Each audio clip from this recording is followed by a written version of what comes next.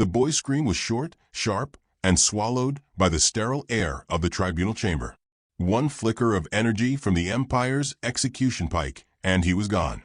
Flesh dissolved into ash, bones cracked into dust, and in less than a breath the boy, who had laughed, run, stumbled, and dreamed was nothing more than a smear of particles drifting toward the chamber's air recyclers. No grand final words, no chance for courage, just a child snuffed out like a candle in the wind. The council barely blinked. A few tilted their elongated heads, eyes glimmering like cold jewels, as though they'd merely swatted an insect that had buzzed too loudly. So fragile, one of them murmured, the sound a hissing whistle through translucent lips. Another leaned back, chittering in amusement, as if the boy's death proved the long-running joke that humanity was not a species, but a punchline. They spoke not in whispers, but openly, their voices bouncing through the chamber's domed ceiling. "How typical," a scaled dignitary said. "The ape thing dared to challenge taxation orders. How quaint that it believed its voice mattered." Laughter rippled through the gathering like static across a calm line. What none of them noticed, or what they pretended not to notice, was the silence outside the chamber. The rows of lesser species who served the Empire, forced into menial work, had stopped moving. They had stopped breathing too loudly. Some bowed their heads as though trying to shrink. Others stared straight ahead with wide, terrified eyes. Even they, beaten and broken, knew the danger of what had just been done. Not because a boy was killed. Children died every day in the Empire, and it meant nothing to the powerful. No, the danger lay in which child this was. The boy had been human. On a distant world, under a dusky sky, a woman paused in her work. She was not young. Her hair had streaks of steel through its black, and her eyes carried the weight of countless years. But her hands were steady as she prepared a simple meal, fingers cutting through bread with practiced grace. Her dog lay near the hearth, ears twitching as shadows, while a honey badger dozed in a corner, small body rising and falling in rhythmic defiance of all order. The message came in silence. No herald, no official dispatch, just a shift in the air, a vibration in her chest, as if the universe itself whispered the truth directly into her bones. "Your son is gone." She closed her eyes, not for long, just the fraction of a heartbeat, and then opened them again. The knife in her hand tapped against the cutting board once. Her dog raised its head. The honey badger stirred. She set the knife down. Far away, on the glittering homeworld of the Empire, ambassadors toasted the verdict with spiced nectar. "One less nuisance," one said, raising his glass high. "Let this be a lesson to others of their kind. Humanity should know its place." Another clinked his glass and replied, "What lesson? They breed too quickly to remember pain. Kill one, another rises. Kill 100, 1,000, still they scuttle. I say erase their world altogether." They laughed again, teeth sharp and smug. They did not see the old archivist slip from the chamber, his gills trembling with unease. He had lived long enough to know that laughter often preceded terror. He had studied ancient accounts, whispered rumors, of a figure whose name was not spoken lightly. He knew stories buried under Empire censorship, of broken armies and shattered fleets. He remembered one word, Baba Yaga. The archivist tried to speak, but when he approached the guards, their spears crossed in front of him, and he faltered. To warn them was pointless. No one ever listened to the old. They believed history was dead, when in truth it waited like a snake in tall grass. Somewhere beyond their reach, the woman poured water into a pot and set it on the fire. Steam rose, carrying with it the faintest scent of herbs. She hummed under her breath, an old earth tune, quiet, steady. The dog lay its head against her foot, while the honey badger, restless, gnawed at the leg of a wooden chair. Her hand paused on the spoon, her gaze distant. She did not cry. She did not curse. Instead, she whispered one sentence, "They killed my boy." Her voice was soft, but the dog's ears pricked sharply, and the honey badger ceased its chewing. The room seemed to lean closer. On the capital world, news spread faster than light. At first it was a joke among soldiers, retold in mess halls. "Did you hear? Some human child tried to defy the council. They fried him before he finished his sentence." Laughter echoed, loud and unguarded. The arrogance of empire was bottomless. But by the third retelling, voices had lowered. By the 5th, soldiers glanced over shoulders before speaking. By the 7th, no one laughed. Because somewhere along the line, someone had muttered, "His mother's still alive." And someone else had whispered back, "Do you know who she is?" Legends spread in shapes that frightened even the bravest. Tales of a woman who walked through battlefields untouched, who smiled at her enemies even as she slit their throats with words sharper than any blade. A woman who never raised her voice, but whose silence could silence whole fleets. She did not command armies, they said. She invited them, and they came. She did not fight battles. She ended them. The archivist tried again. He cornered a young commander, begged him to listen. "You don't understand," he rasped, throat dry. "This is not just vengeance you've provoked. This is her. This is humanity's shadow." The commander only sneered. "Human myth," he spat. "Ghost stories. We killed a boy. The mother will mourn, then fade. That's all." He was wrong. The woman sat by the fire, feeding a slice of bread to the dog, a sliver of apple to the honey badger, her hand steady. She sipped her tea. When she set the cup down, she said, "Time to travel." The dog stood. The honey badger hissed, as if in agreement. She rose without hurry, without fanfare, collecting only a coat, a satchel, and a length of cord. No weapons, she did not need them. She stepped outside into the dusk, air crisp against her skin, and the ground seemed to hold its breath. Stars prickled overhead, bright and patient. She walked. In the council chamber, the air was thick with wine fumes and arrogance. One of the generals slapped the table. "If humans protest, kill more of them. They are weak. They are prey." A messenger entered, hesitant, eyes flickering nervously. "There are rumors," he stammered. "The mother is coming." The chamber erupted in laughter again. "Coming? Alone," the general scoffed. "Let her come. What is one woman against an empire?" The messenger swallowed hard. He had no answer. On her world, the woman reached the port. Doors opened. Pilots bowed their heads without being told why. They knew. She boarded a vessel. The dog lay at her feet, silent, watchful. The honey badger curled on her lap, claws twitching in dreams of violence. She gave no destination aloud, but the ship turned of its own accord. Or perhaps the universe did. The archivist knelt in his chambers, pulling out forbidden scrolls. His hands shook as he unrolled one after another, reading lines that burned his eyes. The myths were true. The warnings were there. And the last line chilled him to marrow. When the Baba Yaga loses what she loves, the stars themselves will tremble. He ran through halls, shouting now desperate, but his words bounced off walls like arrows striking stone. No one listened. The ship entered hyperspace, engines humming like a lullaby. She sat still, hands folded, eyes closed. But inside her, a storm gathered, a storm that had waited too long. At the council's banquet, laughter rang again.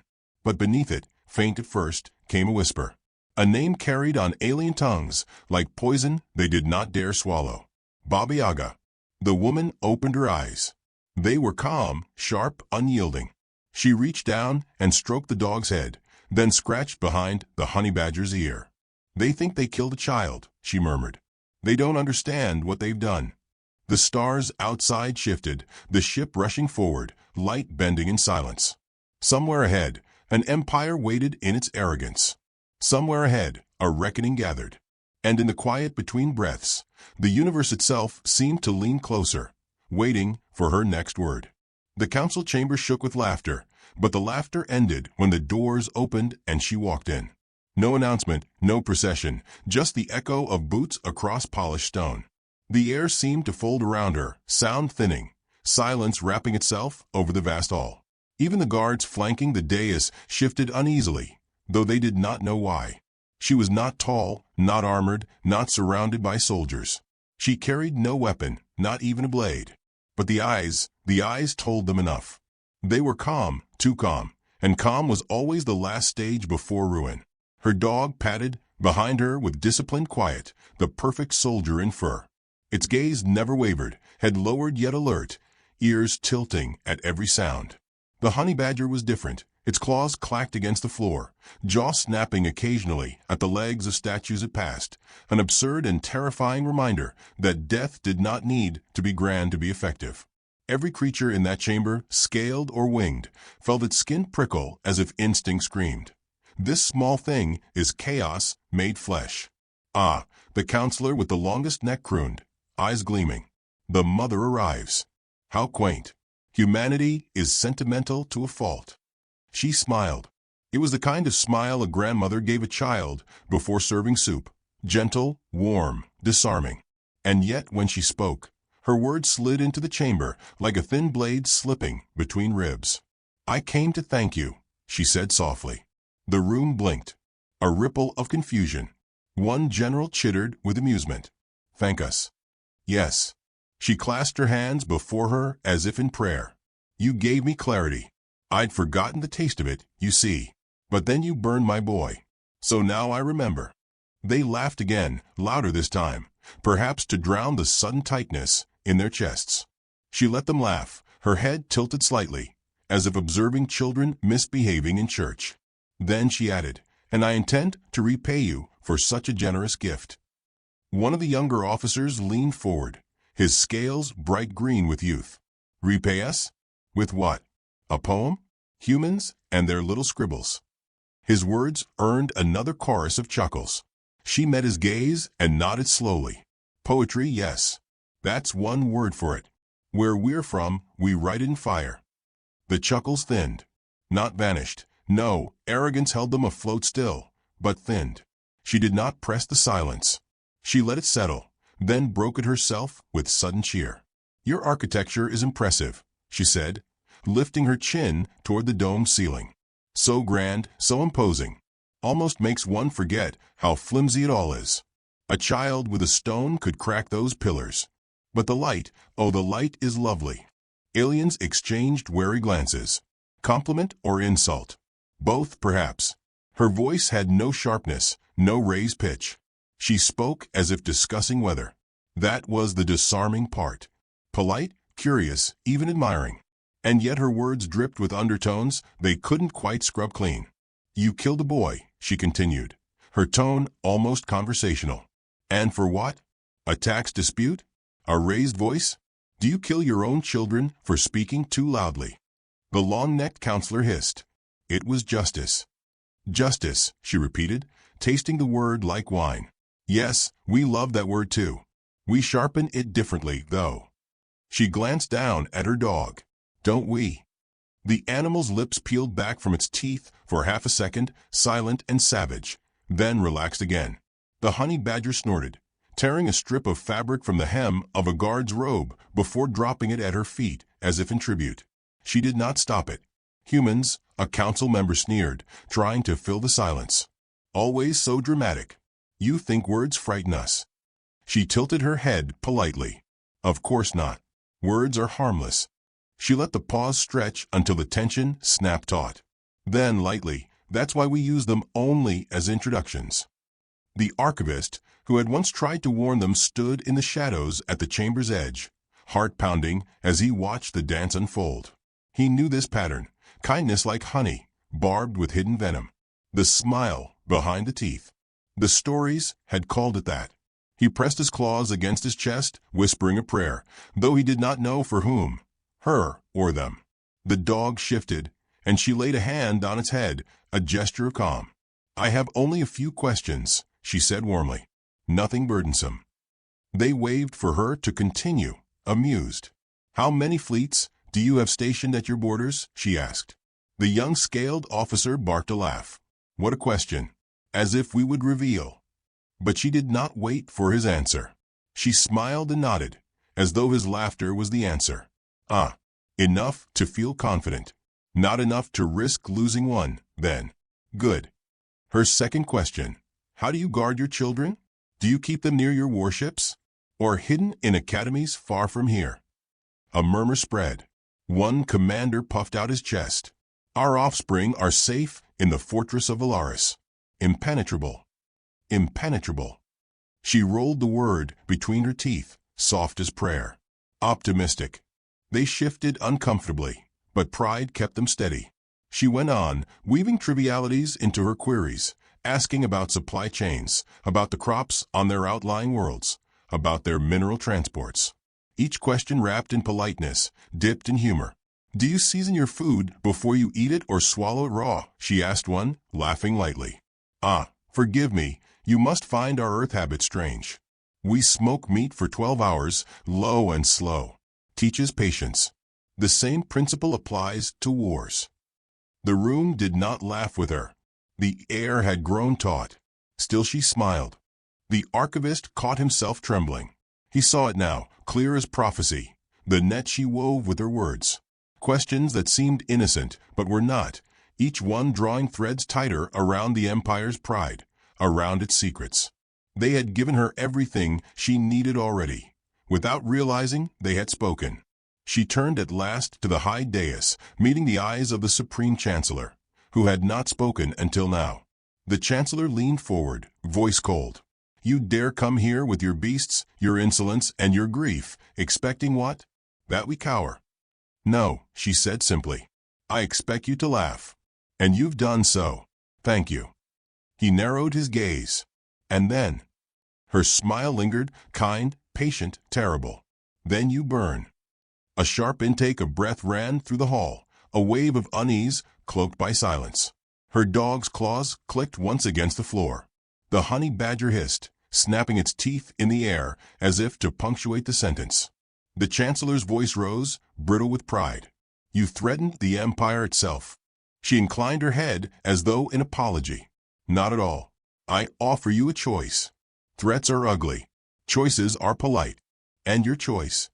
"Submission," she said, the word gentle like a lullaby. "Or extinction."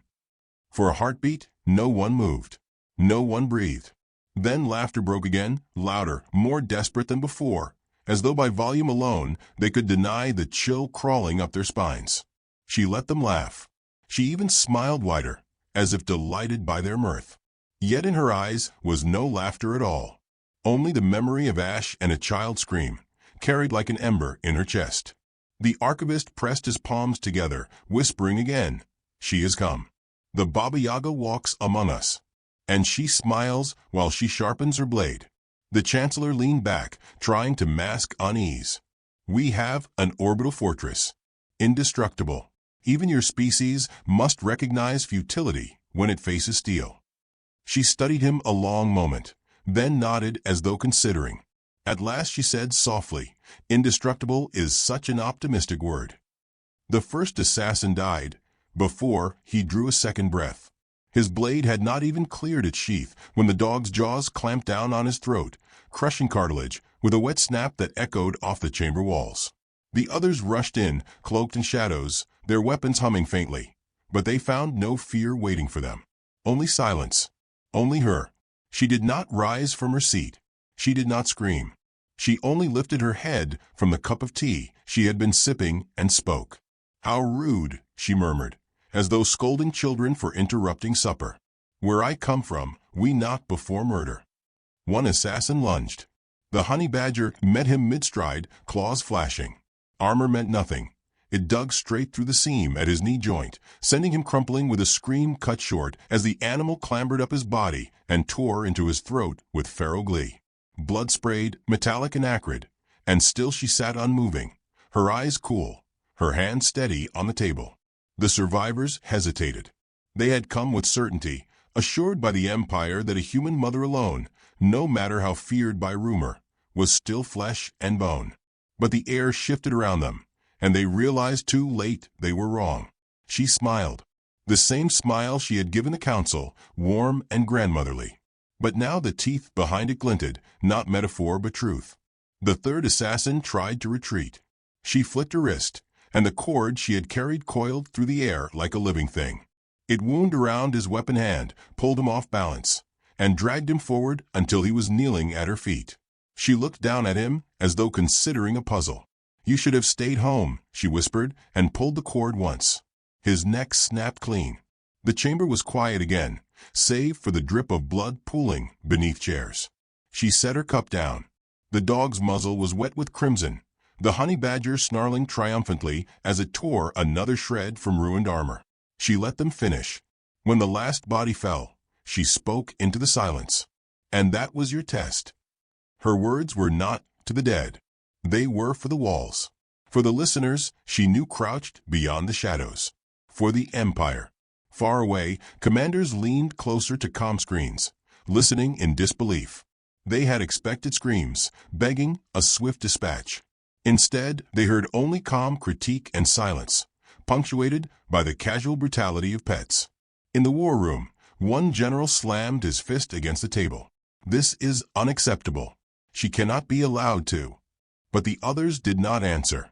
Some stared at the images streaming across their feeds, their arrogance cracking. One muttered, the stories were true. The archivist's voice finally found purchase. I warned you, he whispered, louder now, desperate. This is no ordinary human. This is their shadow, their teeth behind the smile. And still, she did not hurry. She walked among the bodies, her boots soundless on the floor. She crouched once to close the eyes of one fallen assassin, not in pity, but in finality. Her dog watched her, ears forward, awaiting her next command. The honey badger dragged a strip of fabric like a trophy, spitting it out at her feet. She bent, stroked its coarse fur, and smiled again. She moved to the council chamber the next day. They stared at her, wide-eyed, trying to mask unease with laughter. The chancellor forced his voice steady. You survived a skirmish with vermin. Do not mistake it for victory. Victory. She arched a brow. No. This is etiquette. You sent guests to my room uninvited. I answered politely. Shall I show you impolite? Her words landed heavier than any weapon. The chamber hushed. She leaned forward, her voice softer now, but colder, slicing through air like ice through veins. You think humanity weak because we smile, because we share meals and stories, because we dance, because we grieve. You call us fragile because we bury our children and still stand. You call us prey because we hide teeth until we must show them. But you do not understand. Every smile is training. Every kindness is patience. Every joke is camouflage. The dog's low growl rumbled like thunder beneath her speech. The honey badger scratched claws against the marble floor, an arrhythmic drumbeat of menace. You killed my son, she said, the words unshaken, as though carved from stone.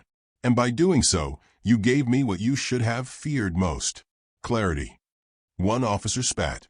You are one mother against an empire. You cannot possibly. Her smile widened, bright as a blade unsheathed. Oh, darling, did you think I came alone? At first, the aliens frowned. Then, one by one, their comm devices lit with alerts. Distress calls. Warnings. Fleets reporting shadows on their radars. Cloaked signatures encircling outposts. Silent, patient, inevitable. She did not glance at the alarms. She only sipped her tea. The chancellor rose to his feet, face twisted with disbelief. You dare bring fleets to our heart? I did nothing, she replied. They came because I whispered. Because when I smile, they know what it means. The chamber erupted into chaos. Generals shouted orders. Aides rushed to terminals. The dog barked once, sharp, commanding, silencing even the council. The honey badger leapt onto her chair and sat beside her, eyes gleaming with feral delight. She stood at last. You thought you ended a life.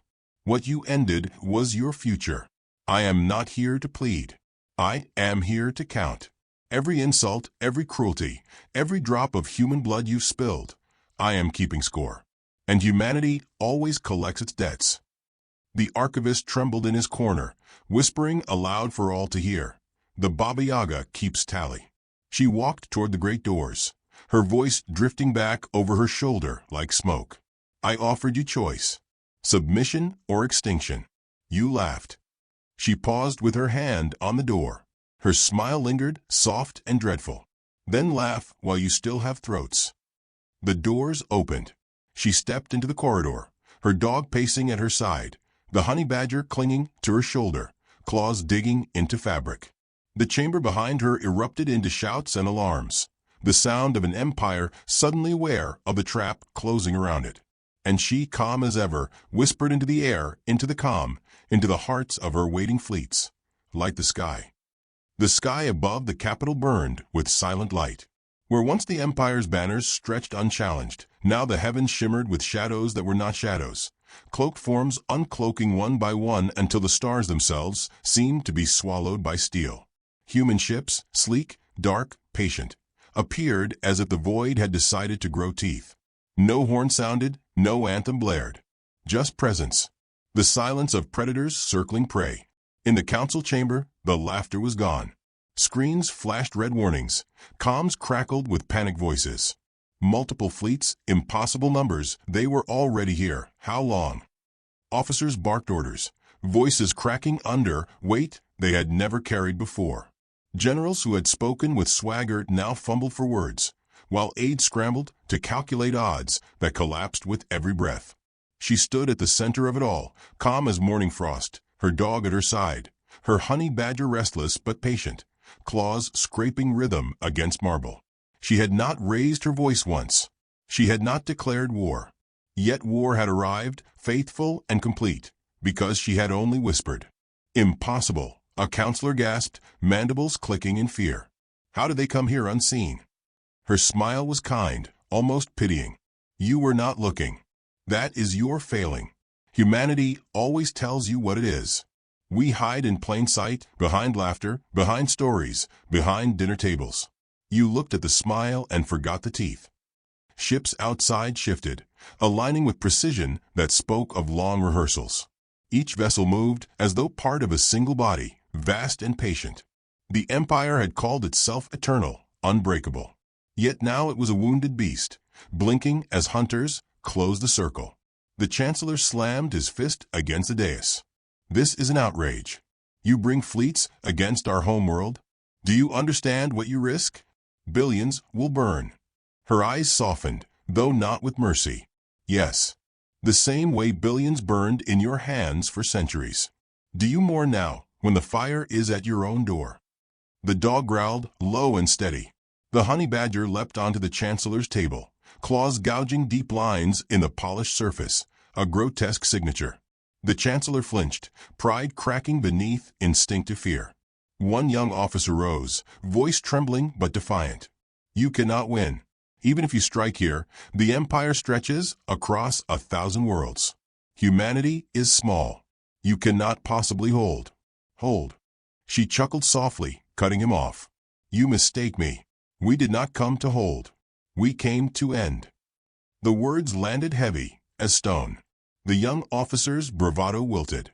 The archivist, pale and trembling at the chamber's edge, whispered aloud so all could hear. Extinction or submission. Those are the only paths. The fleet outside moved closer. Defense stations tried to power up, but their systems shuddered and failed, sabotaged. Disabled days ago by agents who had smiled, nodded, and walked unnoticed among the Empire's ranks. A fortress once hailed as indestructible now stood blind and silent. They're inside our codes, a technician wailed. Every lock compromised. Her smile widened, not cruel, but sharp with inevitability. We learned patience from you. We waited. We watched. And when the moment came, we were already home. The first strike came not from her command, but from her silence. A human ship fired a single beam, slicing through an orbital platform that had once been called impenetrable. It crumbled in moments, scattering debris that glowed against the planet's upper atmosphere like falling stars. 1,000 voices cried out across the comm channels, and then nothing but static. Inside the chamber, panic erupted. Some screamed for retaliation, others begged for negotiation. The Chancellor stood frozen, jaw tight, eyes darting like a cornered animal. She stepped forward, voice clear, steady. I told you, choice. Submission or extinction. A general spat, voice breaking. You are one woman. How dare you demand? The dog barked once, sharp as thunder. The general staggered back, as if struck. She did not look at him. Her eyes never left the Chancellor. You killed my son, she said, tone unchanged. That was your decision. This is mine. The honey badger hissed, pacing along the edge of the Chancellor's table. The silence stretched unbearably long, until the Chancellor finally broke it with a trembling voice. If we submit, what then? Her gaze softened, though the storm never left it. Then you live. Your worlds remain, your people breathe, but under new law, humanity's law. You will remember what was taken, and you will know why we are feared. But you will live.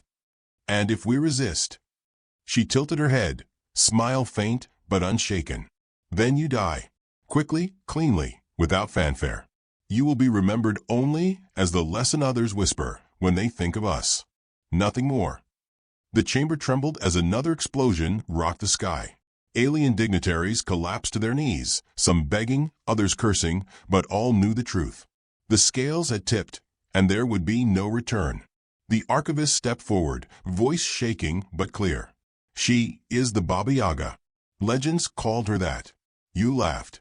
Now you see. She does not fight battles. She ends them. The Chancellor's breath came shallow, his pride warring with terror. At last he whispered, "And if I refuse both?" Her smile faded, not cruel, not kind, simply absent.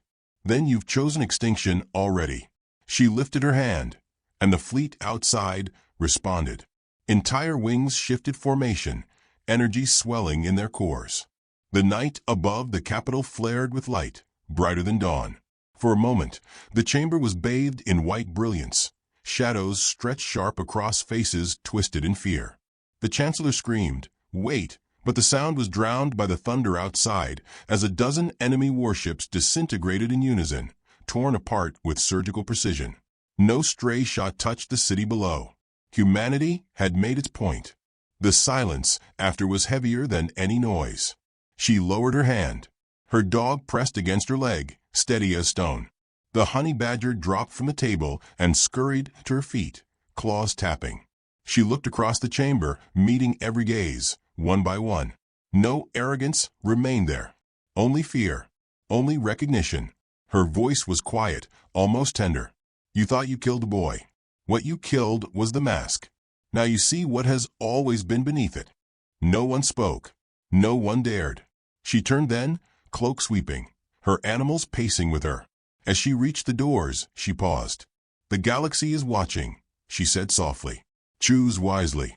Your children's names depend on it."